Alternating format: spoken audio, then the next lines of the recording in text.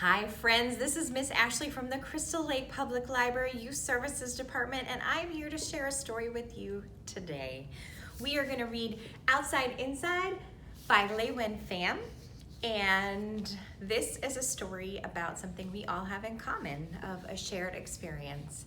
And that's March of 2020 and the beginning of the coronavirus pandemic in the US.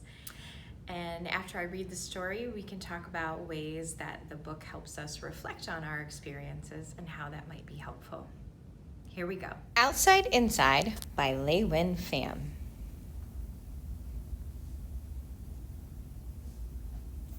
Something strange happened on an unremarkable day just before the season changed. Everybody who was outside went inside, except for the little kitty and the birds.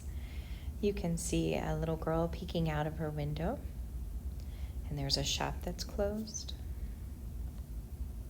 Everyone, everywhere, all over the world.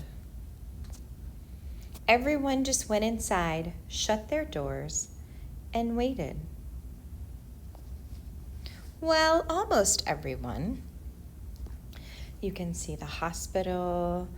There's nurses and doctors and EMTs. There's food delivery driver. There are police officers, people driving a recycling truck, firefighters, mail carriers, people working at the market, shoppers getting food. Some people needed to be where they needed to be. These are all sorts of people working in the hospitals. And you can see they're working together. They're celebrating release days for patients. There's a baby being born. There's some tired doctors and nurses. Outside, the sky was quiet, but the wind still blew and birds kept singing. Raccoons came out and squirrels played in the streets, but the cars stayed away. The world felt a little different. Inside, we baked and cooked, made music and watched TV. We read and played games. Some of us worked a little, some of us worked a lot, and some of us couldn't work at all. We all felt a little different. Outside, there were fences, both real and pretend. Swings sat still and slides were lonely. Bells didn't ring and halls were empty. We had birthdays without parties, shared words without sounds, and reached each other without touching. The world was changing a tiny bit outside. Inside, we waited and we worried, and we laughed and we cried and we tried to breathe. We made things together and did things alone. We hoped and prayed and wished. We were all changing a tiny bit inside. Outside, the world kept growing. Inside, we kept growing too. So why did we all go inside? Well, there were lots of reasons, but mostly because everyone knew it was the right thing to do. On the outside, we are all different.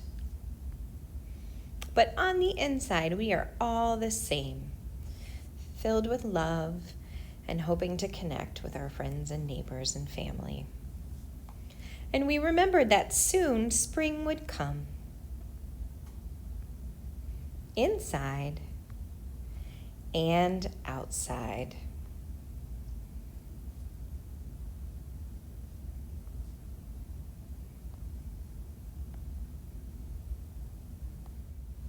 Now that you've heard the story, I'd like to invite you and your family to reflect on how those first days and months were of when we all went inside.